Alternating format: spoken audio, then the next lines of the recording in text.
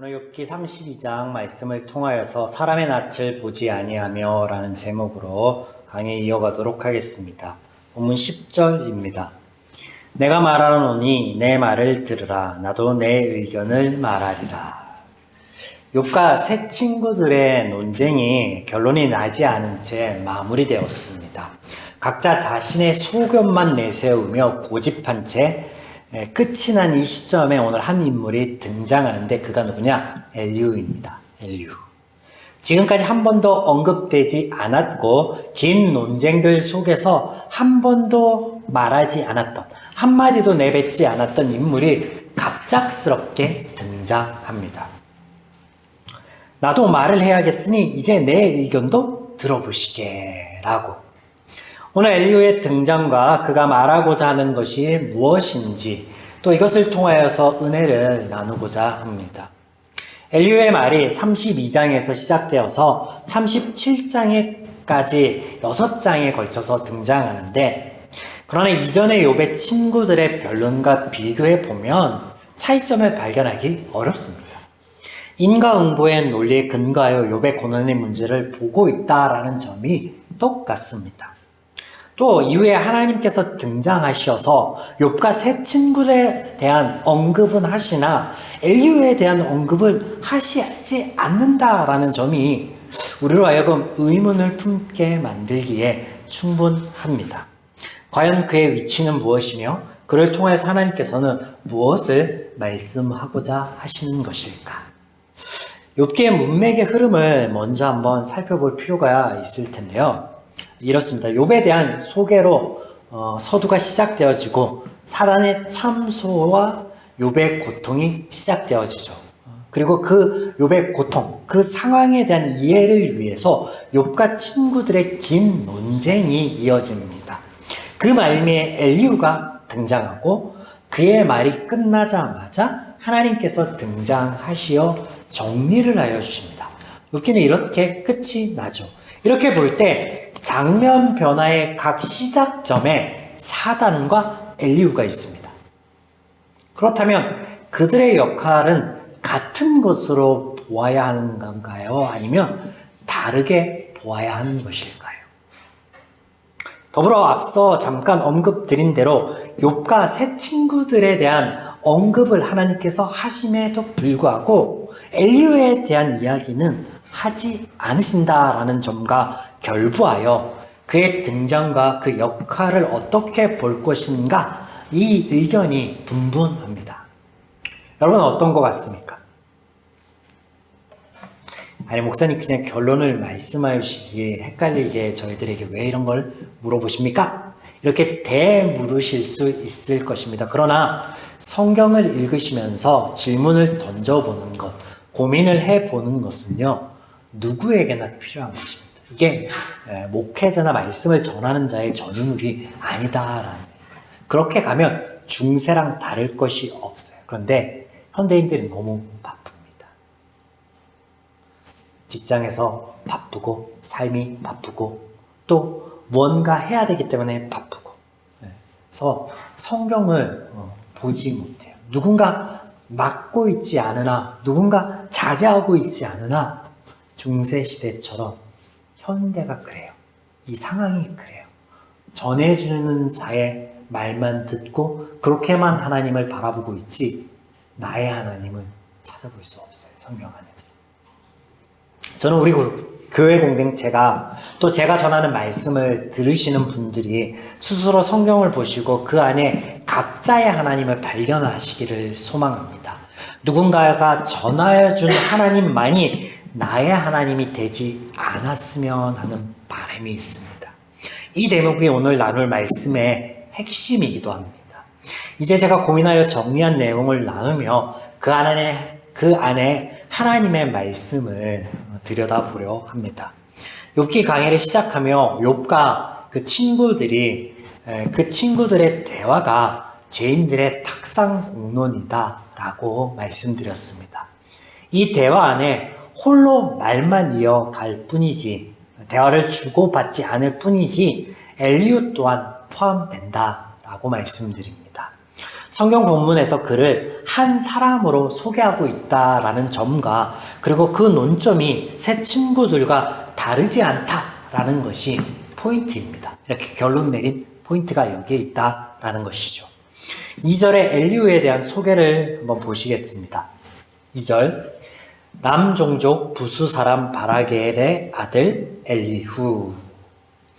그전 새 친구들에 대한 소개를 비교해 볼 때 이 엘리후에 대한 소개가 유독 길고 상세히 되어 있음을 우리는 알 수 있습니다. 이 소개 안에 그의 종족, 출신지, 아버지의 이름 등을 우리는 알 수 있죠. 먼저 그는 람 종족입니다. 람 종족. 그가 속한 종족, 뿌리에 대한 것인데 성경에서 람은 헤스론의 아들로서 다윗과 그리스도의 조상으로 소개되고 있습니다. 이는 룻기 4장과 마태복음 1장의 계보 안에 등장하고 있는 이름들 중에 여러분들이 확인해 볼 수 있을 것입니다. 두 번째는 그는 부스 출신입니다. 부스. 우리가 주목할 것은 고대의 지명은 종족의 이름과 밀접한 연관을 가진다는 거예요. 만약에 가나안이라는 동네가 있으면 거기는 가나안 족속들이 모여 사는 곳. 우리가 많이 성경 안에서 보았죠. 그래서 부스는 아브라함의 형제 나홀과 하란의 딸 밀가 사이에서 태어난 아들의 이름입니다. 그리고 이 부스는 이 부스의 후손들이 정착하여 산 지명의 이름이 되죠. 앞서 말씀드린 대로. 그래서 창세기 22장에서는 이 부스가 우스의 동생으로 소개되고 있습니다. 아브라함의 고향이 어디였죠? 우스. 그리고 욥기 1장에서 욥이 살고 있는 지명이 어디로 소개되고 있어요? 우스로 소개되고 있습니다. 그래서 이런 점들을 미루어 볼 때 부스는 우스의 인근 지역이며 부수 사람과 우수 사람은 어떤 관계이다? 혈연적 관계를 맺고 있음을 우리는 짐작할 수 있습니다. 그래서 등장하고 있는 엘리와 욥이 어떤 관계라고요? 혈연 관계이다 라는 것을 우리가 알 수 있죠. 세 번째, 그의 아버지의 이름은 바라겔입니다. 바라겔. 바라겔이란 이름의 뜻은 하나님이 축복하셨다. 하나님은 축복하신다. 이런 뜻인데, 그리고 엘리후의 이름의 뜻이 그는 나의 하나님입니다. 고백 같죠? 바라겔. 하나님이 축복하셨다. 엘리후. 그는 나의 하나님입니다. 어떤 고백 같습니다. 엘리사, 엘리야, 엘리후. 우리가 이 비슷한 이름들을 많이 보았습니다. 성경에서. 어근 하나 차이일 뿐입니다. 그렇죠? 네. 이 엘리라는 단어는 나의 하나님이에요. 그래서 엘리야, 엘리, 라마 사막다니 하니 나의 하나님, 나의 하나님 이렇게 가죠. 네. 복음서에서 이렇게 등장하는 걸 보죠. 그래서 엘리, 나의 하나님. 그래서 엘리야 하면 야훼는 나의 하나님이시다. 여호와는 나의 하나님이시다 라는 뜻이고, 엘리사 하면 구원의 나의 하나님. 하나님은 나의 구원이십니다 라는 뜻입니다. 그리고 오늘 본문의 엘리후, 그는 나의 하나님입니다. 자, 이런 이름들, 그의 아버지의 이름과 그의 이름을 통해서 또 첫 번째 언급드렸던 그가 람 종족에 속하여 있는 인물이다 라는 이것을 통해서 우리가 알 수 있는 게 무엇인가요? 무엇을 알 수 있습니까? 엘리후는 뼈대 있는 집안이다. 대대로 신앙을 지키던 집안 사람이다. 유력한 가문의 후손이다 라는 것을 알 수 있다는 거죠. 성경이 참 재미있습니다. 지난주에 제발 누가 내 말을 들어주었으면, 그래서 욥의 말을 듣고 있지 않은 친구들과 반응하고 있지 않은 듯한 하나님을 향한 욥의 절규를 통하여서 아무도 바라지도 듣지도 않는 상황 가운데 욥의 입술을 통하여서 나의 이야기를 들어주렴 하시는 죄인들을 향한 하나님의 음성을 들었습니다. 하나님께서는요, 위엄과 권세와 권위를 가지셨지만 이렇듯 그것을 가지고 피조물인 인간을 속박하거나 찍어 누르시지 않습니다. 부탁을 하십니다. 애절하게 간청을 하십니다. 들어주렴. 그런데 반면 오늘 엘리후의 이야기를 잘 들어보시면 그가 가지고 있는 배경과 권위 등을 가지고 나도 내 의견을 피력하여 보니 내 이야기에 귀 기울여라 라고 은연중에 윽박지르고 있음을 우리는 보게 됩니다. 자, 어떻습니까? 하나님의 방식이 아니죠. 하나님과는 다른 방식이다라는 것을 알 수 있습니다. 지난주 말씀과 더불어서 볼 때. 그래서 그러므로 그 또한 죄인의 탁상 공론에 편승한 또 다른 죄인일 뿐임을 알 수 있는 대목이 됩니다. 이후에 몇 차례에 걸쳐서 살펴볼 엘리후의 논지의 핵심에는 인과응보론이 있습니다. 앞선 세 친구들과 다르지 않아요. 그래서 하나님께서 이후에 살펴보겠지만 하나님께서 세 친구들에 대한 언급을 하심은 이 엘리후에 대한 언급을 하심과도 같은 거예요. 이름만이 등장하지 않을 뿐이죠. 네. 그럼에도 불구하고 앞선 세 친구와 다른 점이 있습니다. 굳이 찾자면 세 친구들은 원칙에 입각하여 욥의 현 상황을 볼 때 그는 죄인이다라고 딱 정죄하고 결론 내린 것과는 달리 욥이 자신이 알고 있는지 여부는 알 수 없지만 어떤 알려지지 않은 죄로 인하여 하나님의 징계에 의한 고난을 당하고 있다라고 주장하는 점이 다릅니다. 뭐라고요? 욥을 죄인이다. 너가 죄를 졌어. 라고 정죄하면서 시작하는 게 아니라 너가 깨달은 수도 있고 알 수도 있고 모를 수도 있지만 분명히 있을 것 같은데 아마 찾아보아야 될 것 같아. 그것 때문에 너는 지금 당하고 있는 거예요. 좀 유연하죠.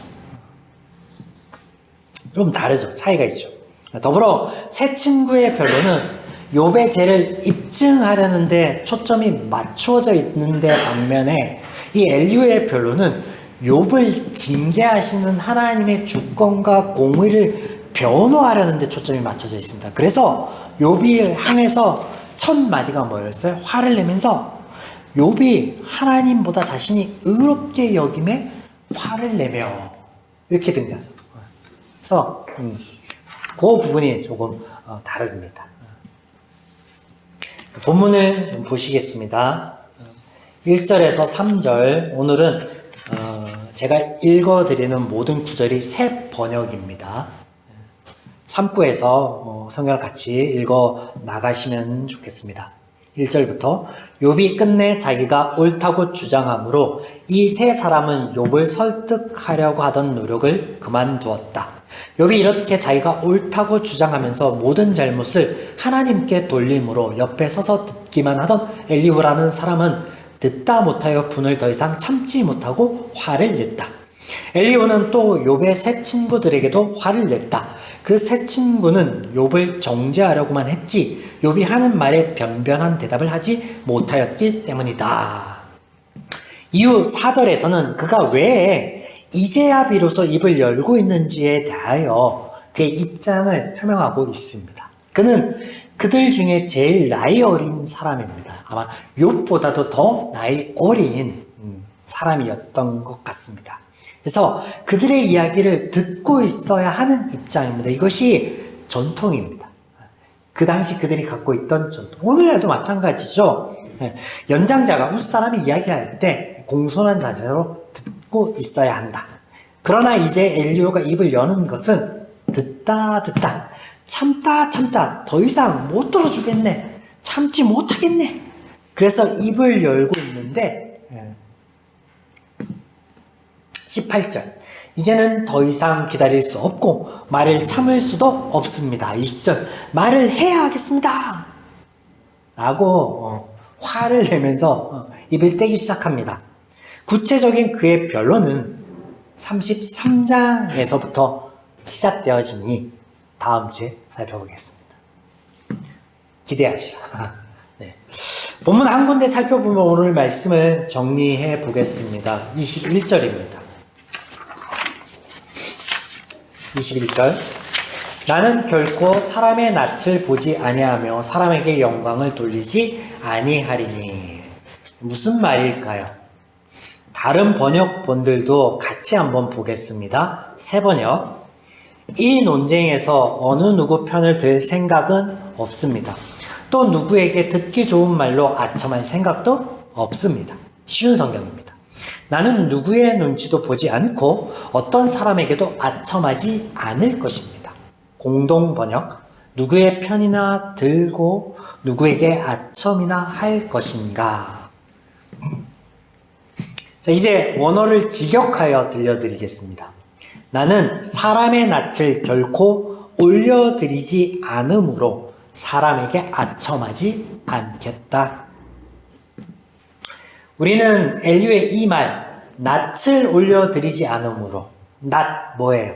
사람의 겉을, 사람의 어떤 위치를, 사람의 배경을 보지 않으므로. 네. 이런 그의 말을 통하여 사무엘에게 하신 하나님의 말씀이 떠올리는군요. 사무엘상 16장 6절에서 7절입니다. 그들이 오매 사무엘이 엘리압을 보고 마음에 이르기를 여호와의 기름 부으실 자가 과연 주님 앞에 있도다 하였더니 여호와께서 사무엘에게 이르시되 그의 용모와 키를 보지 말라. 내가 이미 그를 버렸노라. 내가 보는 것은 사람과 같지 아니하니 사람은 외모를 보거니와 나 여호와는 중심을 보느냐 하시더라. 사랑하는 여러분, 오늘 우리에게 말씀하시는 성경 속에 하나님의 음성을 듣습니다. 21절의 엘류의 말을 내가 사심 없이 말하니 나의 말을 귀를 기울여라 라는 말로, 그런 말로도 이해해 볼 수 있습니다. 그러나 정말 그가 사심이 없었던 것일까요? 그러기에는 그의 자신에 대한 소개가 너무나 장황합니다. 나는 욥의 혈육이며 다윗 왕가의 후손이며 대대로 하나님을 경외하는 집안의 사람입니다. 유력한 집안 사람입니다. 라고 소개하고 있기 때문입니다. 우리는 그의 논지에서 우리가 버려야 할 죄인의 또 다른 자기의를 찾게 됩니다. 그것이 무엇일까? 그것이 무엇입니까? 여러분, 가족이어서 할 수 있는 말이 있고 할 수 없는 말이 따로 있습니까? 가족이 아니면 하지 못할 말이 있고 해서는 안 될 말이 따로 있는 걸까요?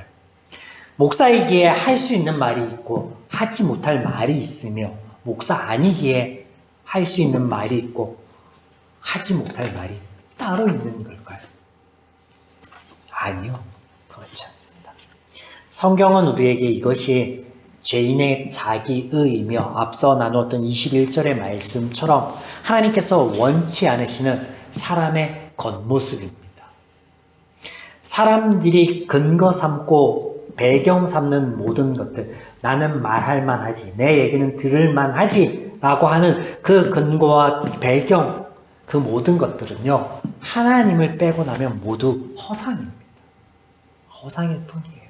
그런 거에 여러분 현혹되지 마십시오. 큰 교회의 목사님이기 때문에 옳은 말만 한다? 허상이라고요. 그 안에 담겨있는 하나님만이 진실입니다. 그래서 우리는 누군가가 전하여 주고 또 고백하는 하나님이 아닌 나의 삶 속에서 나의 하나님을 발견해야만 합니다. 하나님께서 욥에게 말씀하여 주실 것이고요. 각 사람에게도 하나님께서 말씀하여 주실 거예요. 그러면 우리는 무엇을 해야 될까요? 다만 각 사람에게 이렇게 하라라고 권면하여 주시는 말씀이 로마서 12장에 등장합니다. 로마서 12장 말씀을 제가 좀 추려가여 읽어드리겠습니다. 각 사람에게 주신 소망과 은혜의 분복을 누리며 즐거워하는 자들과 함께 즐거워하고 우는 자들과 함께 울라 라고 말씀하십니다. 무슨 말씀이에요? 하나님이 너에게 주신 그 분복을 너가 누려야지. 너 스스로가. 다른 이가 아닌 너가 누려야 되며, 또 너는 다른 이에게, 공동체 안에 또 가족 안에 있는 이에게 정죄할 수 있는 사람이 아니야. 뭘 하라 그래요? 같이 울어주고 같이 웃어줌으로 그의 존재 자체를 인정하고 그를 통하여 역사하신 하나님의 역사하심을 바라보며 공감하라, 인정해줘라 라고 오늘 우리에게 말씀하십니다. 이렇게 우리가 버려야 할 사람의 거칠애, 이것을 지혜롭게 여러분들이 깨닫고 하나님의 말씀을 가지고 삶 가운데 적용함으로 여러분과 함께 교제하며 동행하는 공동체의 모든 일원들이 하나님의 은혜를 동일하게 누려 나아가기를 주님의 이름으로 축원드립니다. 아멘.